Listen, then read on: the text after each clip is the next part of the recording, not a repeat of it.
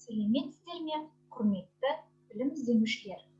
Бүгін сіздермен 8-4 көміртек және оның қосылыстары бөлімінің 7-ші практикалық жұмысы көмірқышқыл газын алу және оның қасиеттерін зерттеу тақырыбын бірге қарастыратын боламыз. Сабақтың мақсаты көмірқышқыл газын алу, көмірқышқыл газының қасиеттерін зерттеу.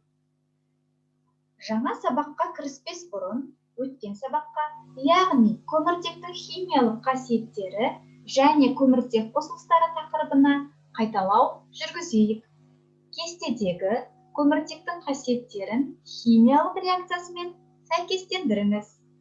Балалар, тапсырма орындауға 30 секунд уақыт беріледі.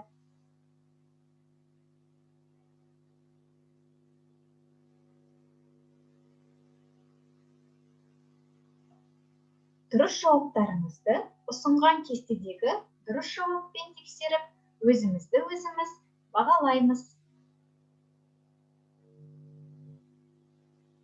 Практикалық жұмысқа өтпес бұрын, химиялық эксперимент жасау кезіндегі сақталуы қажет зертханадағы қауіпсіздік техника ережелерін еске түсірейік. Ең бірінші ереже, зертханада тәжірибелер мұғалім немесе зертханашының басшылығымен жүргізілуі қажет.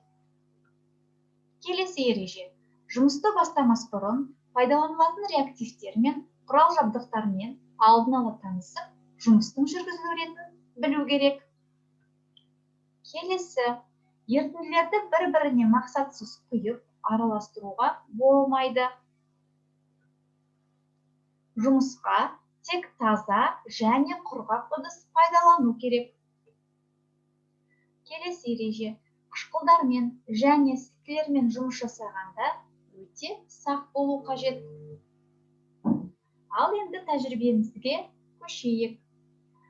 Көмірқышқыл газын алу мақсаты көміртек 4 оксидін алу. Эксперимент барысында өзгеріске ұшырап, жүзеге асатын реакцияларды мұқият қарап бақылаймыз. Бізге керек құрал жабдықтар: түтікшелі колба, қысқыш, шыны стақан, сүзгіш. Керек реактивтер: тұз қышқылы және кальций карбонаты. Ең алдымен біз кальций карбонатының бірнеше түйіршігін алып, түтікшелі колбамызға саламыз.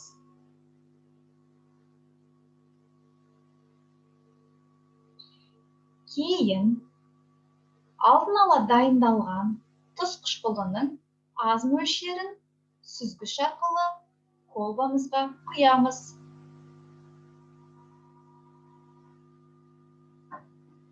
Байқағанымыздай, газ бөлінді. Колбамыздың аузын жауып қоямыз. Және де берілген қысқыш арқылы біз бөлінген көмірқышқыл газын ашу немесе жабу механизмі арқылы шыны стақанға жинаймыз.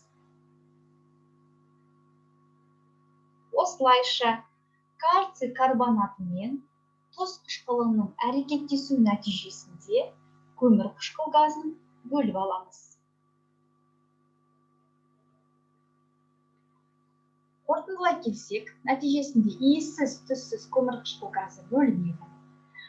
Оқушылар, сіздерге тапсырма. Тәжірибе нәтижесінде түзілген көмірқышқыл газының алу химиялық реакциясын жазыңыз.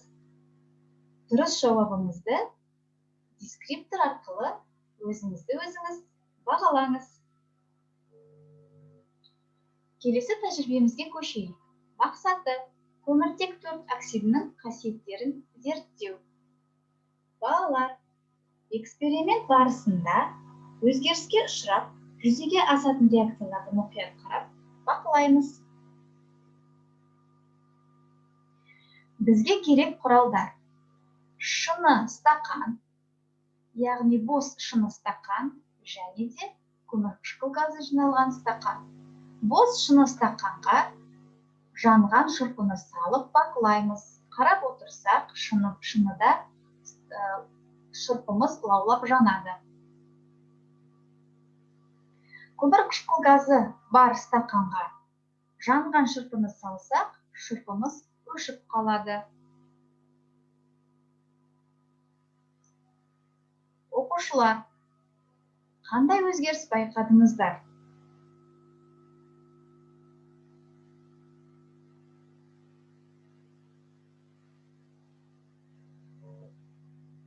Тапсырма: жанған шырпыны көмірқышқыл газы бар стақанға салғанда, шырпы неге өшіп қалады?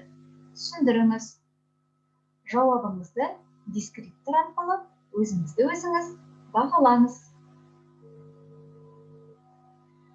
Балалар, қосымша ақпарат ретінде 8-ші сыныптың химия оқулығының 53-ші және 54-ші параграф тақырыптарына жүгінсеңіздер болады. Істеріңізге сәттілік, сау болыңыздар.